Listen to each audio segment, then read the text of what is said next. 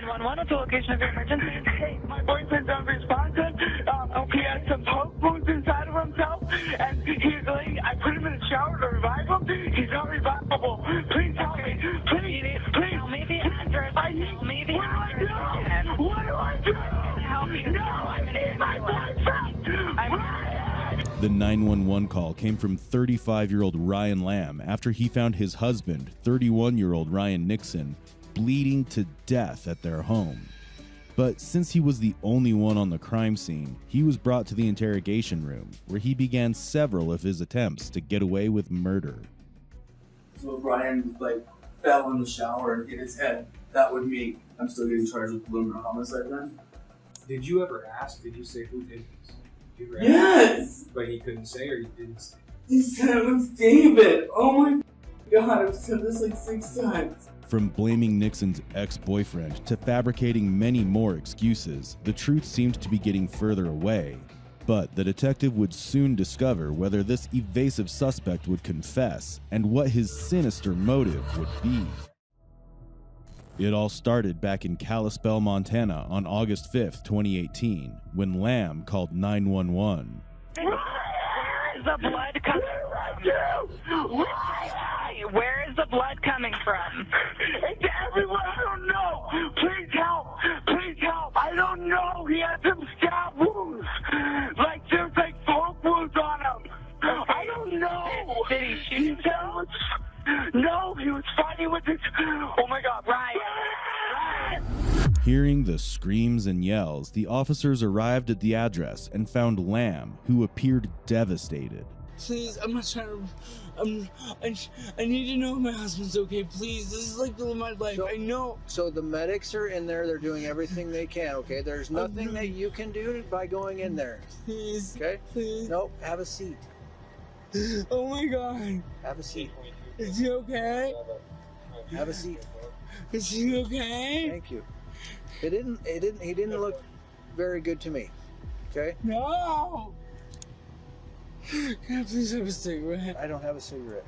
I know I have one right there in the front living room. We can't get anything from in there right now. Can I have a chew in my pocket then, please? I'm not gonna go anywhere, please. I just want to know about my husband. It's my partner. I know, you're straight, but, it's my partner. Please, I'm not gonna go anywhere. Please. Please. So I need you to calm down, okay? Just take a big deep breath. I know you've been drinking.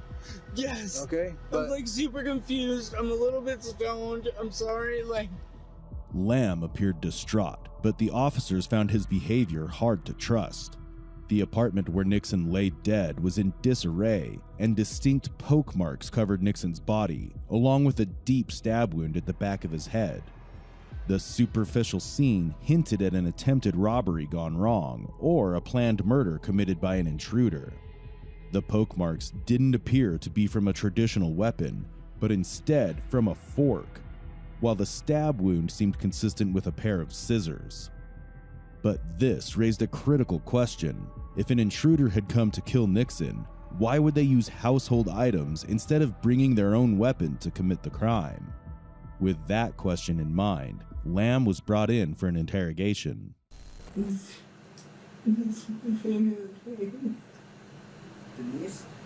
I see Lucy. No!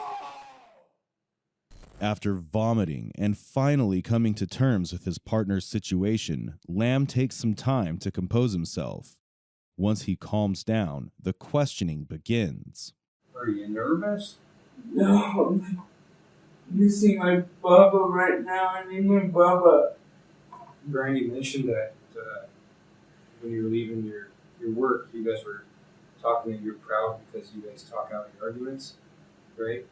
We're proud because we watched, You were watching them, your friends, right? Yeah. Are your arguments with Ryan normally, do you not do as well just talking him out? Is that what you're getting at? No. Not at all. We're trying to know shit. Oh, I was just trying to clarify something. Yeah. Has Ryan been in contact with David recently? Yes. How recently? Within the last couple of days. Okay. And what was that about? I guess David had hacked or got into one of his email accounts or hacked one of his email accounts. And Ryan had mentioned that some old ghosts from the past are coming up. Some people that we had some fidelity issues for a minute a couple years ago. Okay. And how that was coming to limelight.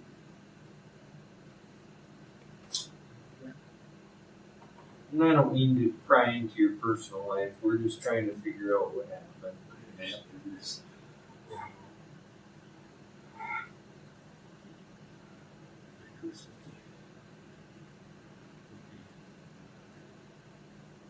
And why do you think it is, David?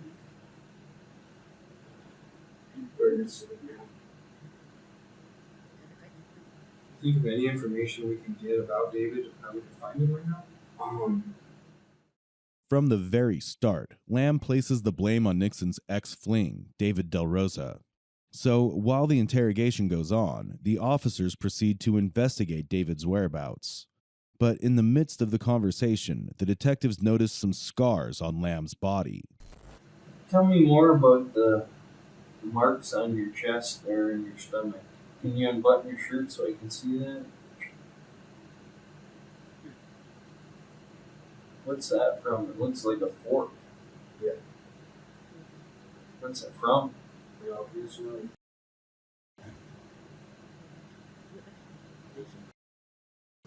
Okay.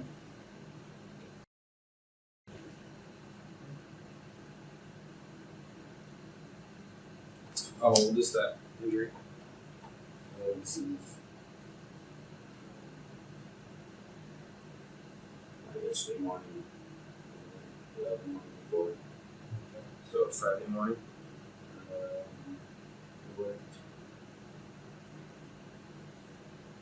Would have closed at 11. So, yeah, like Friday at like 9.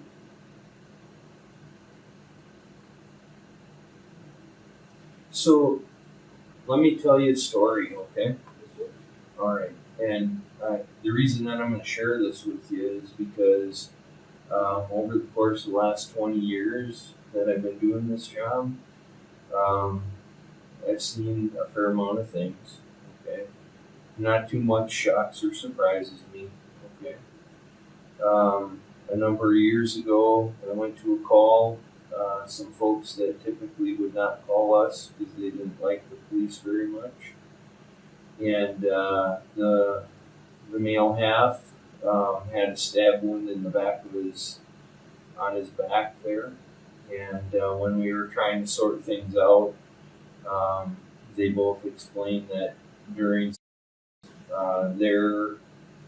what they had heard was that if you inflict a little pain during this encounter, that it intensifies things. Okay? So we like to put belts around each other's necks. Or, sometimes we'd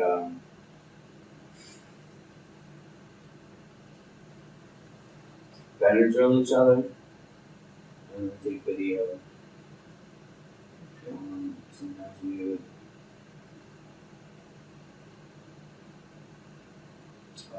immobilize, like completely restrain the other one. And it's nothing to like get woken up having some rough sex. That's what we're into. Sure. Oh my god. So the fork marks, Oh my god. tell me about that. On the top and right at the bottom. Mm-hmm. And sometimes I let them top me and it has to be painful or I'll freak out and stop. Okay. So the more pain that I get, the more it allows me to be around. Okay. Did he want pain ever? Or? aside from a rough fucking, As the interrogation continues, the officers finally receive information on David. At the time of the incident, he was in a city called Libby, which is an hour away from Lamb's house. As a result, David is cleared of suspicion. With that, detectives were able to confront Lamb even more boldly, and in that intense confrontation, he will soon spill secrets that break the whole case wide open. I think that probably you guys had an argument. And I think because of the alcohol consumption and maybe some other factors, things got way out of hand. Well then, help me figure out what's going on here. You know, it's not David. We've determined that. Okay. Help me figure out what took place. If it's not you and it's not David. We literally separated at Gold Dust or Michael's. He walked home. I went into Michael's and got more food.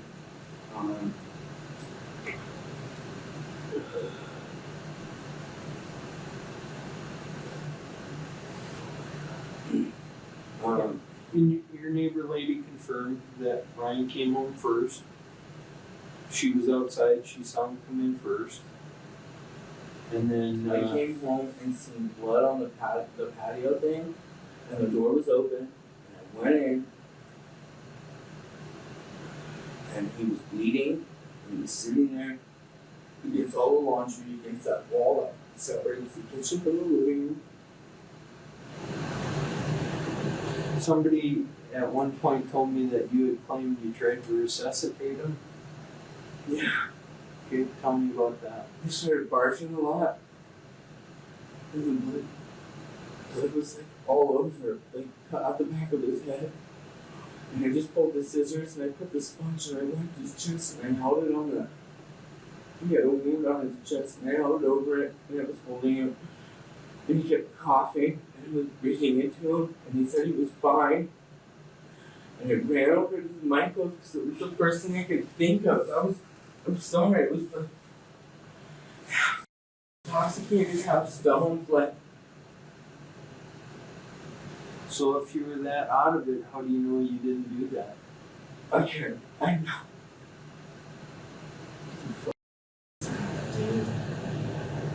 It's a legitimate question. I guess so. Because I love my husband so much, and I want him. I don't doubt any of that, Ryan. I don't doubt any of the stuff that you're telling me, that you say you saw the blood, you had a cut on the back of his head, you pulled the scissors out, you put the sponge on there. I don't doubt any of that stuff. Because I remember walking home, I remember seeing this stuff, I remember fucking talking to Ryan, like panicking, and like, what do I do? He said, go call for help. And I said, do I call my mom? I said, call your dad. I mean, he was fine. Like, he was fine. He was barfing, and he was fine. And I left the sponge with him, and I ran to Michael's. I put on that tiki shirt, I put on my shoes, and I ran to Michael's.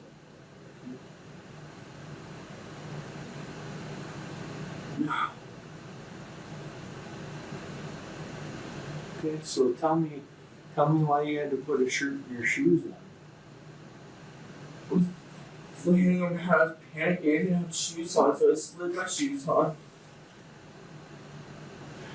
And the tiki shirt I was already wearing, it was unbuttoned, and I took it off when I got there. And I ran up to him.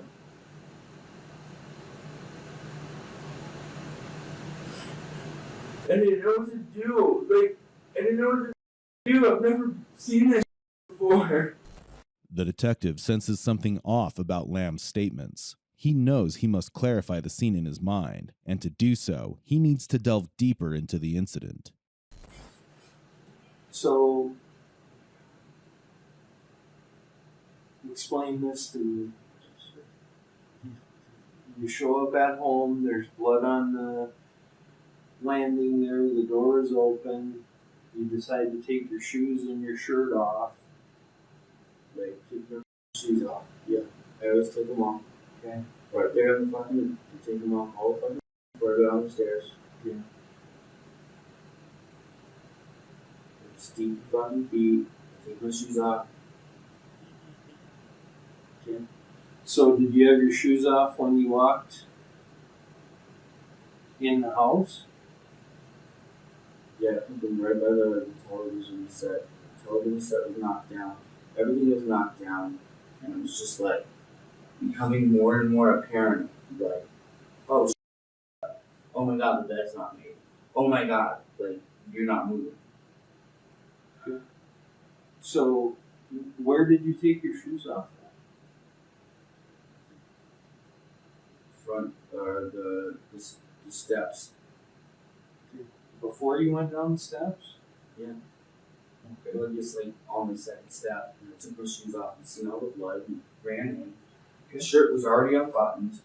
I guess it wasn't off. It was already unbuttoned. And it's that nasty little tiki shirt. So Ryan. Yeah. I gotta call BS on that. Okay. Okay. Because I watched you wash the bottom of your feet. What? You just washed the bottom of your feet with that cabbie wipe I gave you when you took your shoes off. Yeah. There was no blood on your feet. There's Yeah. no bloody footprints in the... Yeah, I know. Okay. So, if you took your shoes off, you didn't have socks on. Yeah. I had black socks on that have,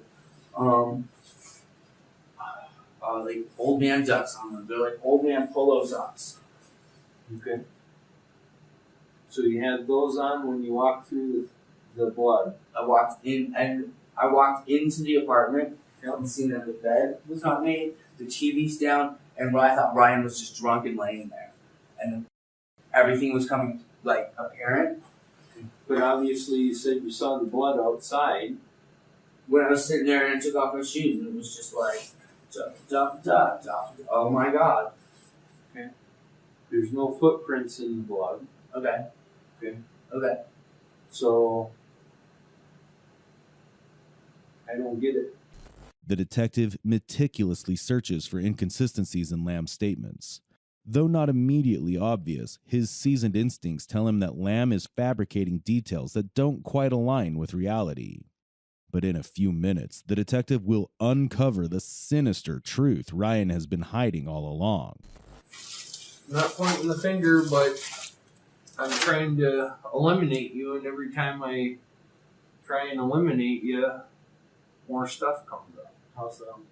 Well, like I said, with the taking the shoes off type of thing, and you know, no footprints in the blood, and then Are there shoe prints in the blood?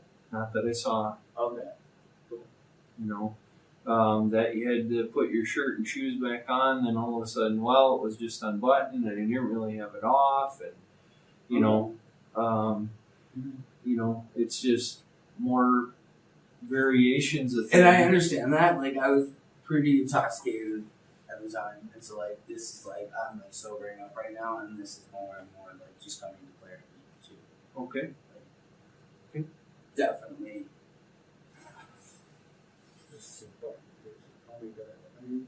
Please just call me dad. He said after we talked, Yeah, I said when it got a little later in the day, when possibly he's up, then we'll call.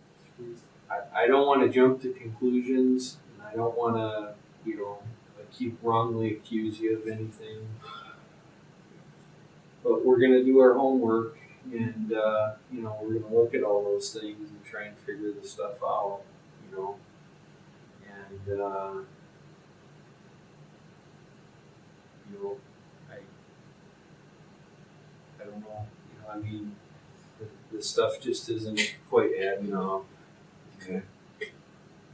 The detective simply can't trust Lamb, but with an intoxicated suspect in front of him, all he can do is ask questions and receive ever-changing and vague answers.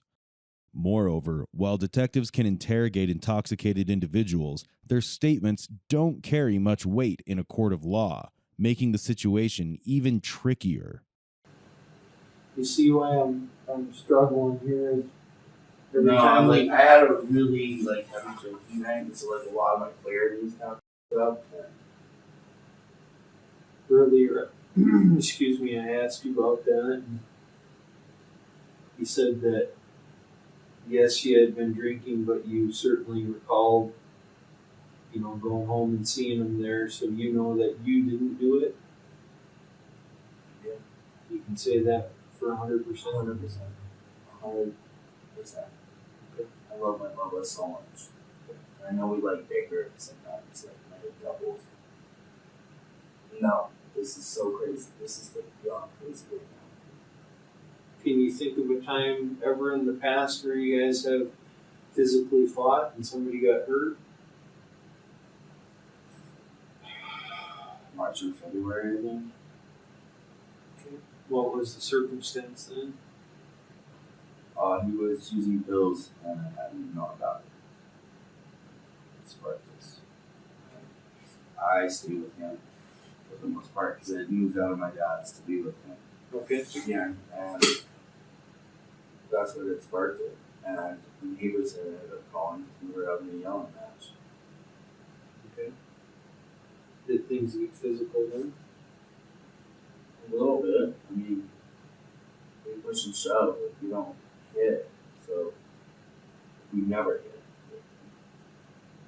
It's all over friends, you said? No. It's all over friends. Oh, it was so crazy. Lamb and Nixon did have conflicts with each other.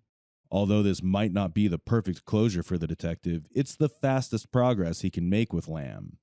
Uncovering past issues with lingering anger can also help in identifying motives, and that's exactly what's being done here. Well, I've certainly seen it before where that level of passion can lead to, high levels of jealousy and stuff too. Jealous. And what about Dave? Just like he burned all my shit, cut my brakes on my car, stole my license plate, destroyed all my firefighting gear, destroyed all my lumberjack gear, like he hacked into one of my phones and posted all these pictures of me all over. And I spent like a year trying to get those things reversed and taken down. Like, what did your sister have to say? She's blowing me right now. What did you tell her? That because he asked Lynn, he being you, if Brian has a dog. I said no, because Moosey's dead.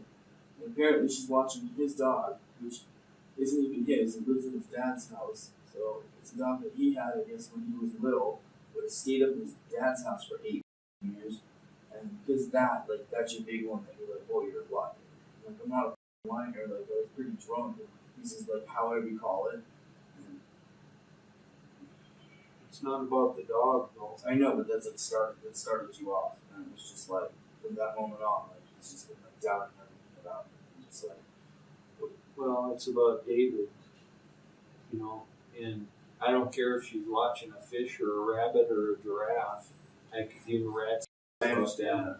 It's the fact that you're pointing the finger towards David, and David's in Libby. It's now clear that Lamb harbored lingering anger toward Nixon, and the detective knows this could finally serve as a motive for murder. However, at this point, he has no evidence, but only the fact that Lamb's attempt to blame David was a lie. Trusting his instincts that Lamb was not being honest, the detective decides to return to the house in search of clues. Meanwhile, Lamb takes a nap to sober up. As the detective visits the house and speaks with a neighbor, he uncovers a crucial piece of information. The neighbor admits to hearing a conversation between Lamb and Nixon, completely shifting the direction of the case. The neighbor reports that Nixon and Lamb were arguing, with Nixon yelling, "You stabbed me in the chest," to which Lamb responded, "You stabbed me in the chest first with a fork." The detective finally confronts Lamb, and this is where it gets interesting. So here's where we're at with this. I just talked with the county attorney's office, and based on the information I have, we're we're going to be charging you with deliberate homicide. Oh my god, are you serious? Yeah. Yep. Whoa. Whoa. Whoa. No way. Yep. Oh my gosh. Yep. So if there's anything that you're not telling me, now's a good time to be completely honest about it. How would that make it better right now? Would it change that? Well, again, I've offered up several scenarios. I understand. Like, is this something that I should talk to a lawyer about first? Or? That's completely up to you. Could I see a lawyer today, possibly? Well, today's Sunday, so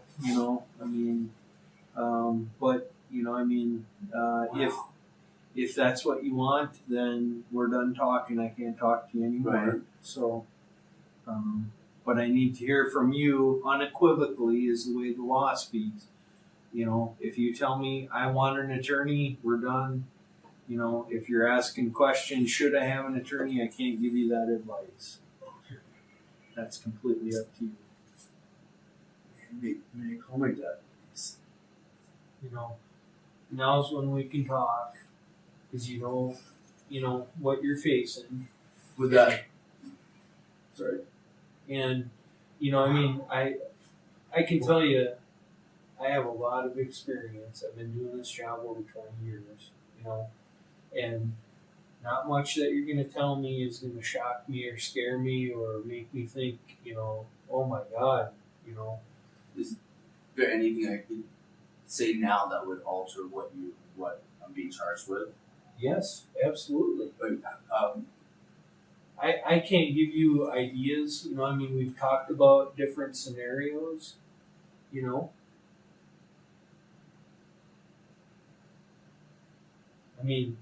the truth is always a good option. Yeah, there's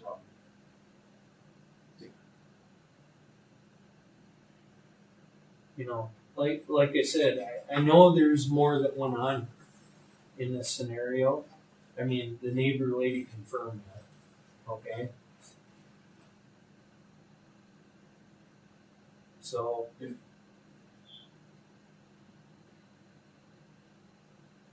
but if I don't,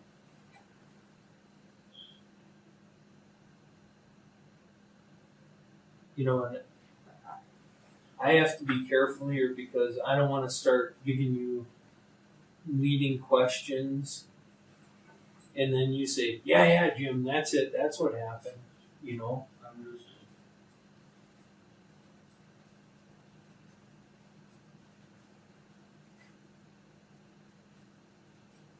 So if Brian fell in the shower and hit his head, that would mean I'm still getting charged with deliberate homicide then? No, not necessarily. That's an accidental, if we go and do the autopsy and it shows that, Or aspirated, yeah. Aspirated. We can confirm that, hey, he'd been drinking a whole bunch but the hurdle I have is,